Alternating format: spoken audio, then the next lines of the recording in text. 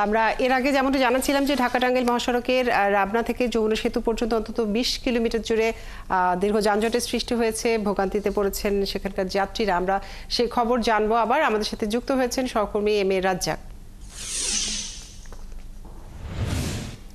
রাজ্জাক, এই মুহূর্তে সড়কের পরিস্থিতি জানাবেন, কি ধরনের ভোগান্তিতে পড়ছেন যাত্রীরা জানাবেন।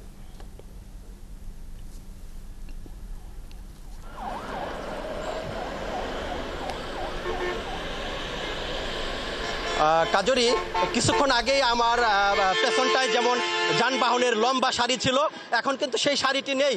যানবাহন চলতে শুরু করেছে গভীর রাত থেকে ভোর পর্যন্ত। যমুনা সেতুর পূর্ব পার যে রয়েছে সেই পূর্ব পার থেকে রাবনা বাইপাস পর্যন্ত অন্তত ২০ কিলোমিটার সড়ক জুড়ে যানবাহনের দীর্ঘ লাইন ছিল এবং থেমে থেমে যানজটের সৃষ্টি হয়েছিল।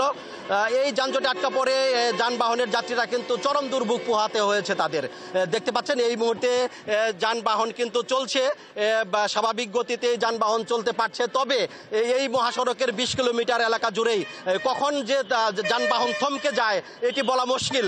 কারণ আপনারা জানেন যে যমুনা সেতুর উপরে গভীর রাত থেকে ভোর রাত পর্যন্ত ৩টি যানবাহন বিকল হওয়া এবং এই মহাসড়কের যমুনা সেতুর পূর্ব পার থেকে রাবনা বাইপাস পর্যন্ত এই ২০ কিলোমিটারের মধ্যে ২টি গাড়ি উল্টে যাওয়ার কারণে এই মহাসড়ক জুড়ে তীব্র যানজটের সৃষ্টি হয়।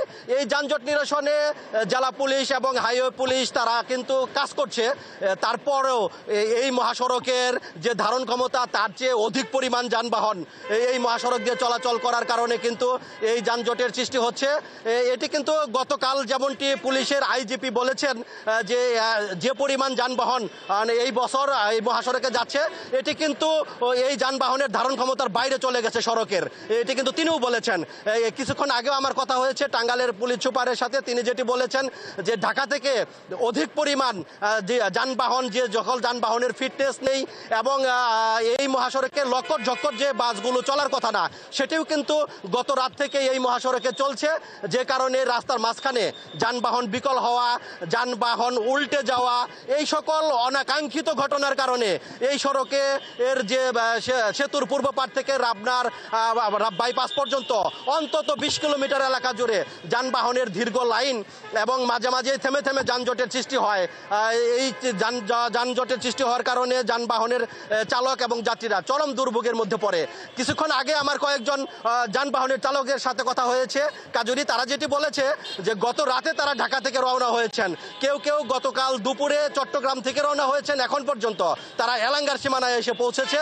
এই এলাঙ্গার যানজটে আটকা পড়ে তাদেরকে আরও নাজেহাল হতে হয়েছে, দুর্ভোগ পোহাতে হয়েছে। তবে তারা যেটা একটু আগে যেটি বলেছে, এই মুহূর্তে কিন্তু দেখতে পাচ্ছেন আমার পিছনটায় কিন্তু যানজটকে অনেকটাই লাঘব হয়েছে, যানবাহন চলতে শুরু করেছে, এখন স্বস্তিতেই যানবাহন পারাপার হচ্ছে এই মুহূর্তে। কাজুরি। রাজ্জাক, আপনাকে অনেক ধন্যবাদ যুক্ত থাকার জন্য। দর্শক, ঢাকা টাঙ্গাইল মহাসড়কের খবর জানাচ্ছিলেন আমাদের সহকর্মী।